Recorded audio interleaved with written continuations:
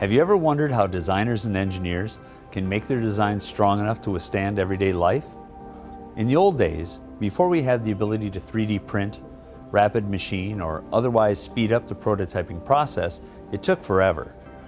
There were lots of hand calculations, meetings, designs, reviews, expensive prototypes, and ultimately testing to destruction. If you did your job well, you had a successful test.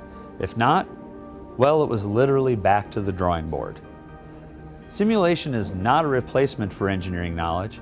It's just another tool in the toolbox to help you get the job done.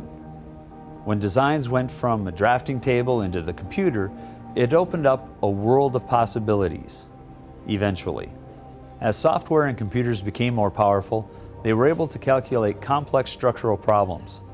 At first, it was simple node-to-node truss-type problems, but eventually, we got the tools to analyze nearly every possible part.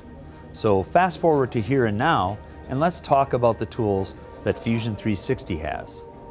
As a Fusion 360 Ultimate customer, you currently have access to 8 different types of simulation studies, from static stress, which we will go over in this section, to thermal problems, buckling, event simulation, and even a study type to optimize a shape based on the loads applied. Again, these are tools, and in the right hands can be very powerful. We will go through several studies on this course on various examples to get you comfortable with the process. However, this course does not replace any engineering knowledge that you need to accurately define and understand the information surrounding simulation. I also want to note that simulation on a computer does not replace real-world testing and validation. They simply help you to make better decisions and validate changes for better or worse. That's enough talk.